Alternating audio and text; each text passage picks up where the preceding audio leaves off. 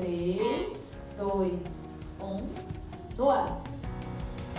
Olá, mais uma vez aqui estamos com o nosso programa Alinhando os Ponteiros.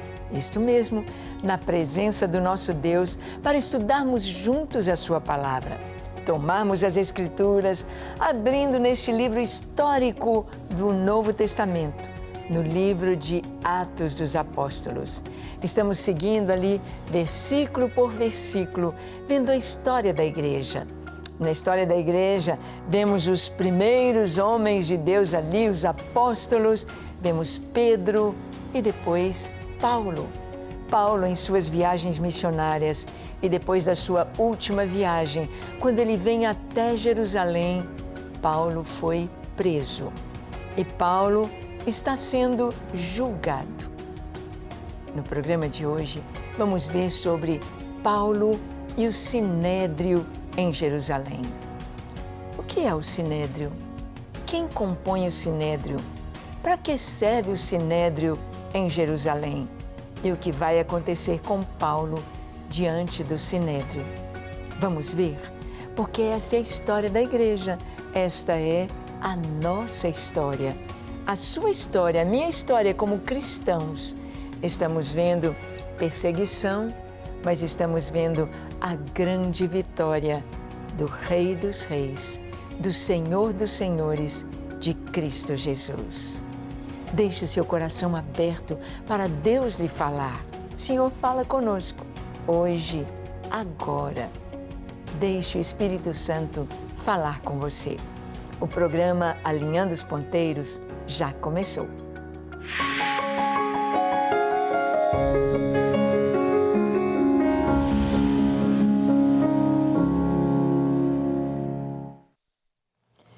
Muito bem, nós vimos que Paulo foi a Jerusalém, Paulo foi preso lá no templo. Quando Paulo estava ali, ele e mais 4 judeus cristãos apresentando, passando por um ritual de purificação para apresentar a sua oferta. Paulo ali estava exatamente para mostrar diante do templo, diante dos judeus, que ele não estava contra a lei, que ele não estava dizendo, vamos acabar com o judaísmo. Não, se bem que Jerusalém foi destruída, o templo foi destruído e até hoje não foi levantado novo templo. Até hoje não mais sacrifícios de animais ali sobre os altares, porque o grande sacrifício, o Cordeiro Pascal, o Cordeiro de Deus foi imolado. Jesus, dando a sua vida por nós. Mas Paulo ali estava, em Jerusalém. E Paulo vai ser solto e levado ao Sinédrio.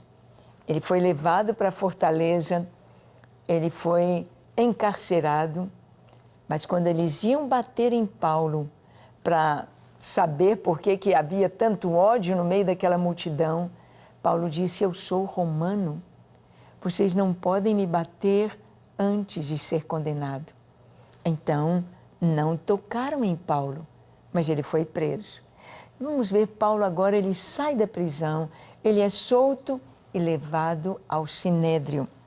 Atos 22, verso 30, nós lemos assim, no dia seguinte, querendo certificar-se dos motivos porque vinha ele sendo acusado pelos judeus, soltou e ordenou que se reunissem os principais sacerdotes e todo o sinédrio.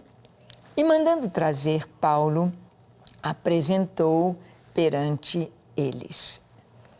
Paulo então estava na fortaleza de Antônia, estava sob a custódia dos romanos, e não foi açoitado pelos romanos, por ser um cidadão romano. Mas o comandante disse, olha, eu quero que reúnam todos todo o comitê de vocês, todos os judeus, os principais dos judeus, o sumo sacerdote, juntem todos e o sinédrio. O sinédrio era o juízo, era, vamos dizer, uma organização judicial era o Supremo Tribunal em Jerusalém, em Israel. Era composto de 70, 72 pessoas. Até hoje, lá em Israel, na nação de Israel, eles têm um tipo do sinédrio. 70 homens. 70 homens conhecedores das Escrituras, conhecedores da lei de Deus e que haveriam de julgar. Haveriam de julgar. E faziam parte do sinédrio, faziam parte dessa corte, pessoas que eram sacerdotes, pessoas que eram doutores da lei e pessoas que eram empresários, pessoas ricas, eram chamados os anciãos. Faziam parte dessa cúpula para julgar. Paulo foi apresentado diante do sinédrio para que ele pudesse trazer a sua defesa. Em Atos 23, de 1 a 5, nós lemos então Paulo perante o sinédrio. Está escrito assim: fitando Paulo os olhos no sinédrio, disse: varões e irmãos, tenho andado diante de Deus com toda boa consciência até o dia de hoje. Mas o sumo sacerdote Ananias mandou aos que estavam perto dele que lhe batessem na boca. Então lhe disse Paulo: Deus há de ferir-te, parede branqueada. Tu estás aí sentado para julgar-me segundo a lei e contra a lei mandas agredir-me? Os que estavam ao seu lado disseram: estás injuriando o sumo sacerdote de Deus? Respondeu Paulo: não sabia, irmãos, que ele é o sumo sacerdote, porque está escrito: não falarás mal de uma autoridade do teu povo. Bem, Paulo está aqui perante o sinédrio e Paulo já havia buscado uma defesa. Paulo havia dito ao comandante que ele era cidadão romano, que ele não poderia ser preso, açoitado, sem ter sido condenado. Isto era a lei romana, a lei do Império Romano, a lei que valia para todas as províncias, para todas as cidades, para todos os povos que estavam debaixo da autoridade e da opressão romana. Paulo, então, ele apela para a lei dizendo: eu sou um cidadão romano. E agora Paulo está ciente de que eles vão cumprir a lei, de que eles sabem a lei, e Paulo foi levado perante o sinédrio para ser julgado. Então, como cidadão romano, ele podia apresentar sua defesa.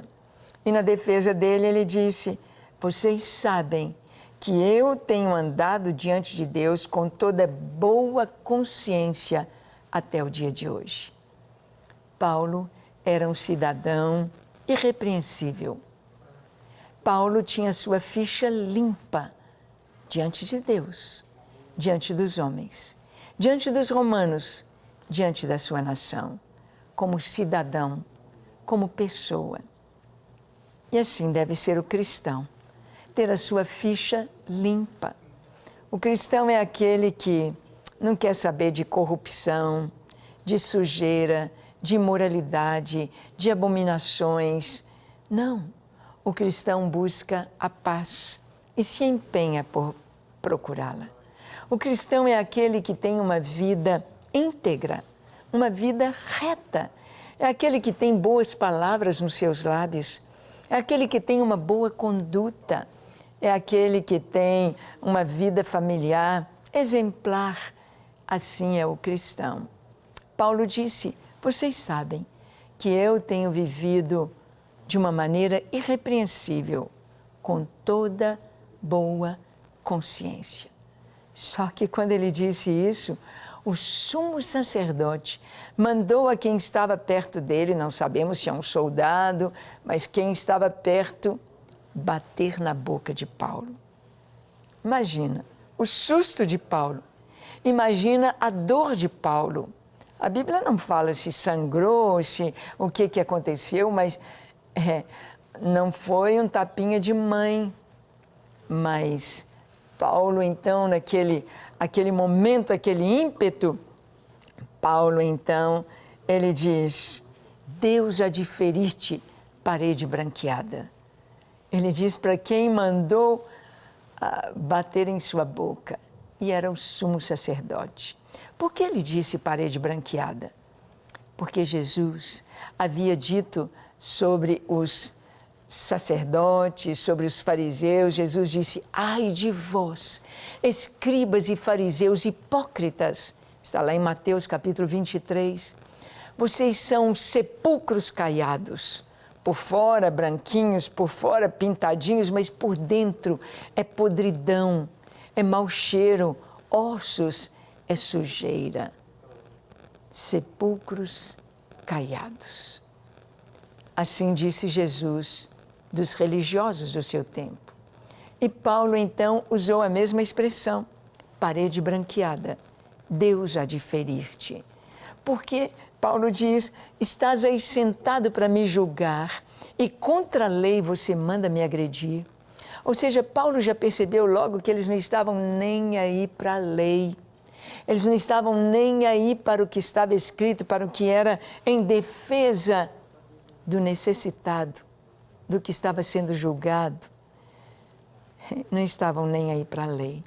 E nós vemos hoje há muitos juízes que não estão nem aí para a lei. Ele disse, você veio para me julgar de acordo com a lei e contra a lei me manda ferir? Contra a lei, porque Paulo era um romano. Ele não podia apanhar, receber nenhum juízo sem julgamento justo, sem direito de defesa. E alguém disse, você está injuriando o sumo sacerdote. Ele disse, eu não sabia que era o sumo sacerdote.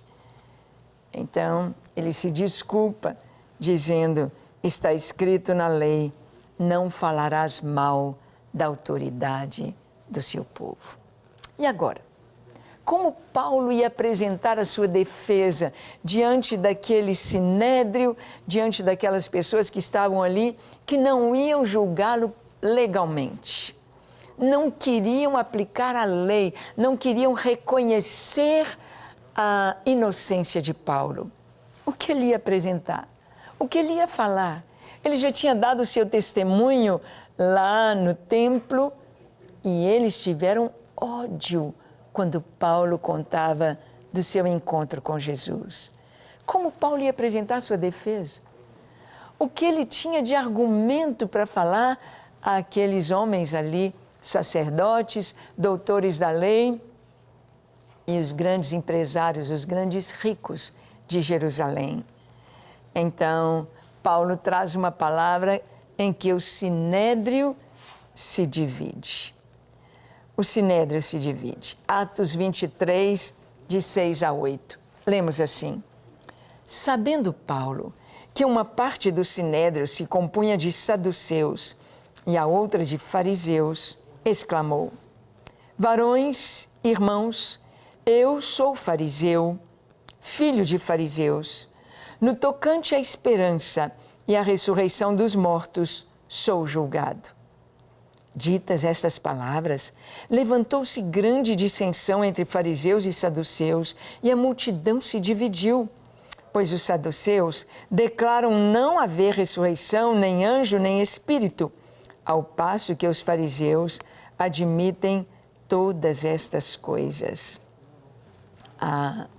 Paulo, então, usa de um estratagema. Paulo, ele antes, quem sabe, até fazia parte do sinédrio.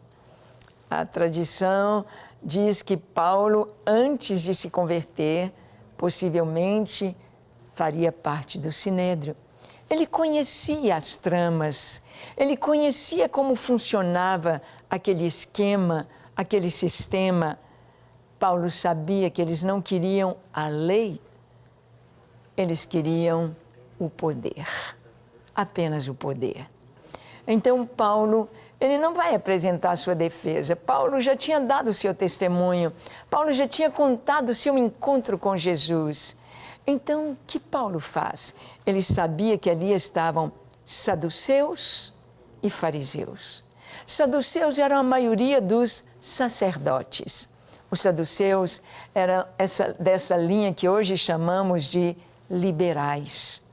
Uma linha que está mesmo dentro da igreja cristã, que não acredita em milagres, não acredita nos dons espirituais, não acreditavam na ressurreição dos mortos, não acreditavam em anjo, não acreditavam no sobrenatural, queriam explicar tudo pelo natural. Eram os saduceus. Não acreditavam na ressurreição dos mortos, nem no reino eterno. Eram naturalistas, humanistas, olhando aqui e agora e não acreditando no poder de Deus. Bem, se conheciam a palavra, mas não mostravam crer nela. E havia os fariseus, o grupo a que Paulo tinha pertencido. Paulo era um fariseu ferrenho, que conhecia a palavra, que estudava a palavra. Os fariseus comiam as Escrituras, os fariseus sabiam tudo das Escrituras. Por isso, onde Jesus ia, os fariseus sempre estavam ali junto, porque criam que Jesus fosse um fariseu também, pois Jesus cria e anunciava e pregava as Escrituras. E Jesus falava de anjos, e Jesus falava da ressurreição dos mortos, e Jesus falava de tudo que eles criam. Então achavam que Jesus era um fariseu também. E Paulo, sabendo que ali estavam fariseus que criam nas Escrituras, os fariseus que criam na ressurreição dos mortos, os fariseus que criam na vinda do Messias, que criam que o Messias seria alguém enviado da parte de Deus de maneira sobrenatural, que haveria de reinar para sempre. Um governo e um reinado que não teria fim, sabendo que os fariseus criam no Messias, criam nas Escrituras. Paulo, então, ele usa de um estratagema ali naquele momento. Ele diz: olha, eu sou fariseu. Eu sou filho de fariseus. Eu estou do lado de vocês, fariseus, e eu estou aqui sendo julgado no tocante à nossa esperança, que era a vinda do Messias, o reino do Messias, a glória do Messias e a ressurreição dos mortos. Por isso eu estou sendo julgado, porque não acreditam que Jesus ressuscitou, não acreditam na ressurreição dos mortos. Por isso eu estou sendo julgado. E a multidão se dividiu. Ali estavam os saduceus, os fariseus, e começam a discutir e começam a conversar, formam os grupinhos, e aqueles homens estão ali conversando. Diz a palavra que fez-se uma grande discussão entre fariseus e saduceus. E a multidão se dividiu, de um lado e do outro.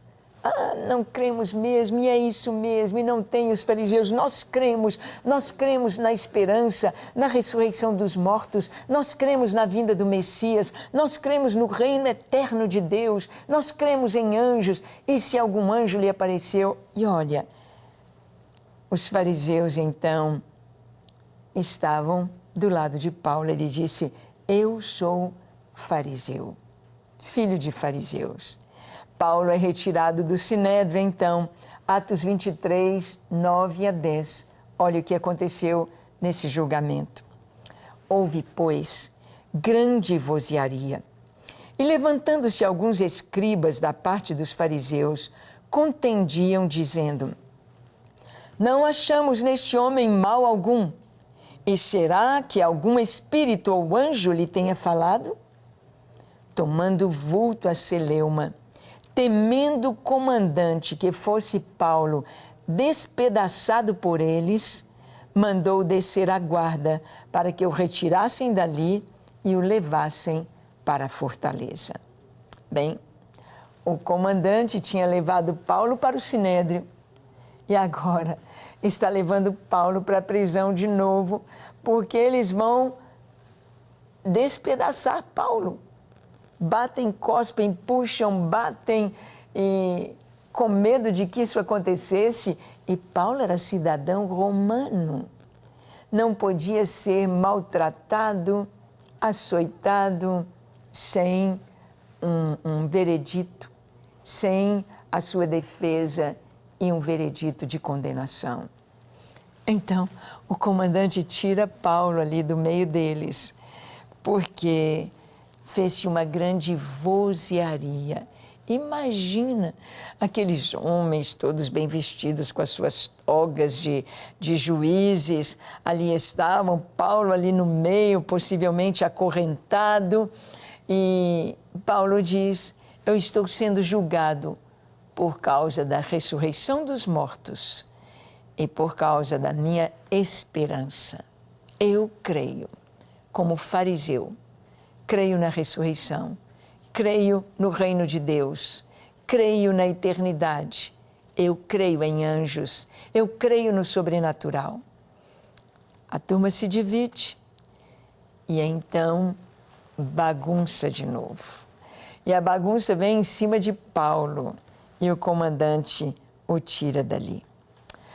Nós estamos vendo assim que na prisão de Paulo, Lucas coloca todos estes detalhes para nos mostrar como Deus age, para nos mostrar que a finalidade de muitas coisas que acontecem conosco é para fazer as pessoas pensarem, para fazer as pessoas decidirem a quem vão seguir.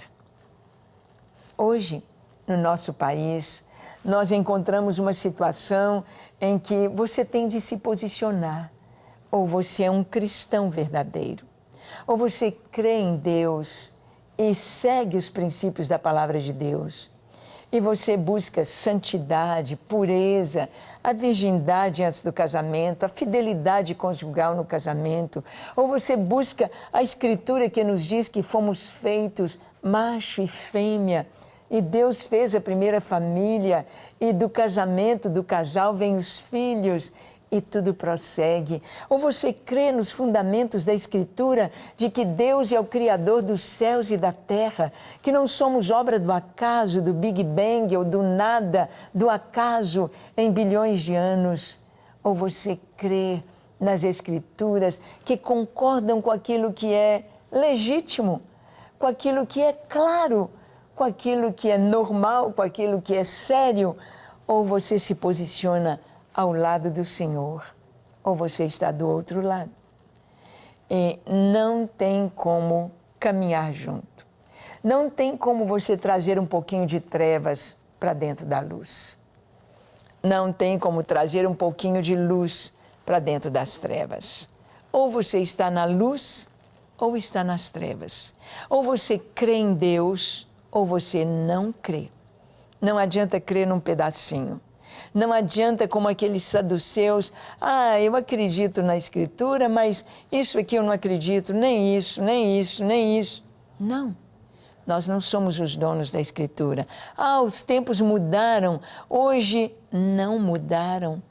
O homem é o mesmo, mas também Deus é o mesmo. Esse Deus que nos ama, esse Deus que traz promessas maravilhosas, esse Deus que nos diz que há ressurreição dos mortos, há o reino eterno de Deus e há um Salvador, o Messias prometido, que deu a sua vida por nós para nos salvar. Você já faz parte do reino de Deus? Já está salvo? Que tal orar agora? Vamos orar? Feche seus olhos, curve a sua fronte, se for possível, se ajoelhe. Ore comigo dizendo assim: Senhor, eis-me aqui em Tua presença. Eu te peço perdão para os meus pecados. Lava-me, limpa-me, transforma-me, encha-me da Tua presença. Ó Senhor, perdoa todos os meus pecados, não fique um só pecado em meu coração. Eu me entrego a Ti, para Te servir, Te amar, Te obedecer, enquanto eu viver. Toma minha vida em Tuas mãos. Eu me entrego a Ti. Faz de mim um filho Teu cheio do teu Espírito Santo. Em nome de Jesus. Amém, amém e amém. Graças a Deus. É isso aí. Fique firme na palavra de Deus. Aprenda cada dia a orar, a ler as Escrituras, a ser fiel, a ser santo. Que Deus te abençoe grandemente e até o nosso próximo encontro, quando aqui estaremos compartilhando com você a palavra de Deus. Até lá.